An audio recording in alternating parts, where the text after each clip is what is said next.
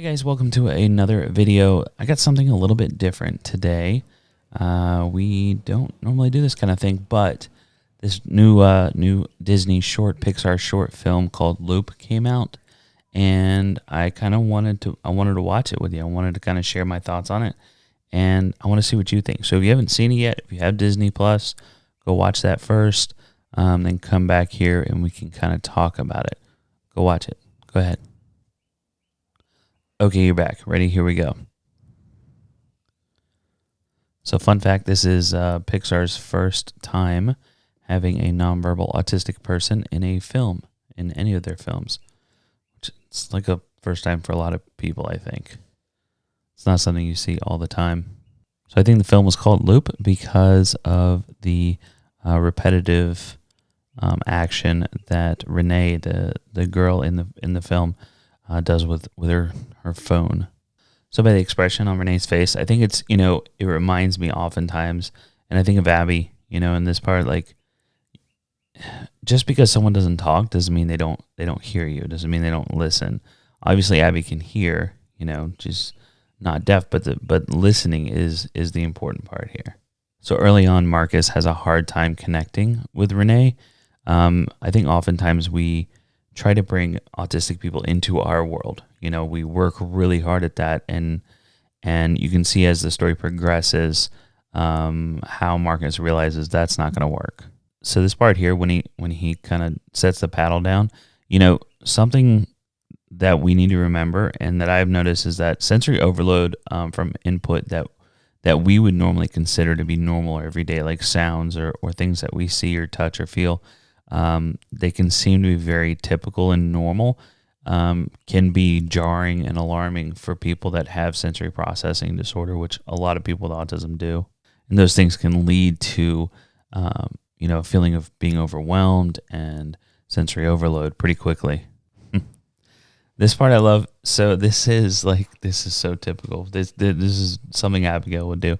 This manipulation, the whole, like, I need to go to the bathroom. Abigail does that all the time, and she doesn't actually need to go to the bathroom.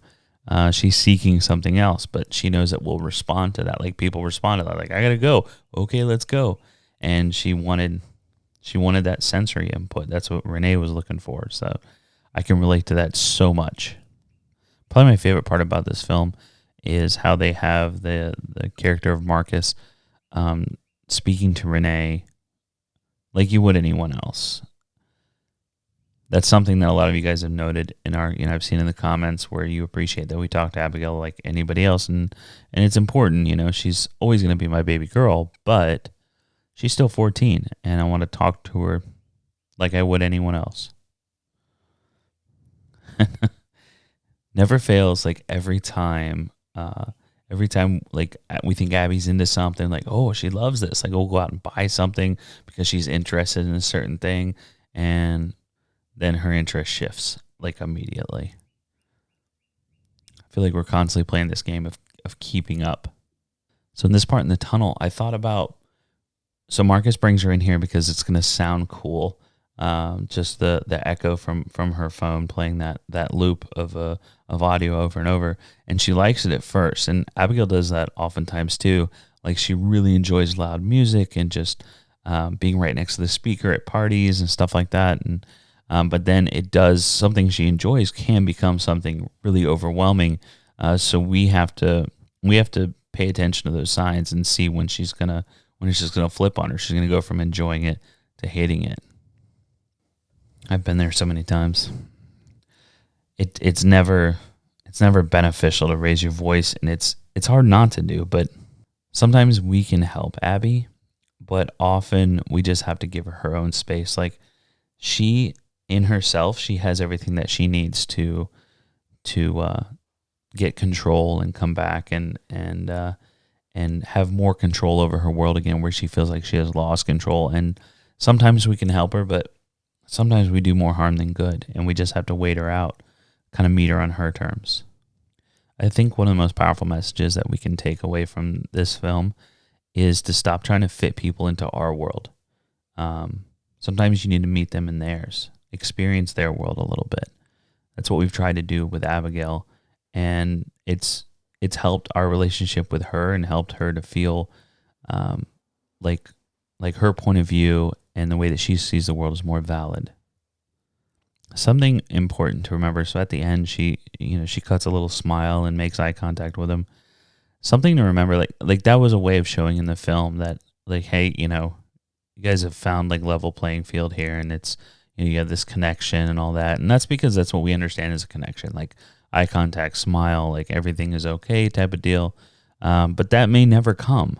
You may still have that connection even without those obvious, social norms that we expect from creating a connection with somebody. Really great film. I liked it. I thought it was good. You have to make things to where other people understand them and can relate to it at the same time.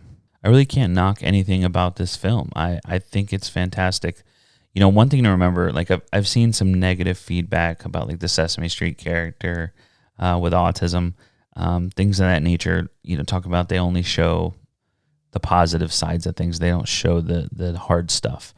And the important thing to remember is, like, who is this being delivered to? Like, who do we want to see this? And what kind of impact is it going to have on them? Do we need to share all the negative stuff all the time? No, not really. We just, but we do want to share that awareness and acceptance for people and show that friendship can be made. One thing that stuck out to me was that they became friends at the end of the film. Marcus is asking her if she wants to go canoe again. It reminds me of like Abby's relationship with the people that she has in her life, and autism doesn't define that. Friendship defines that. So it's a good message. I recommend watching it. If you haven't, if I spoiled it for you, I'm sorry. I give you fair warning. We will see you next time. Bye.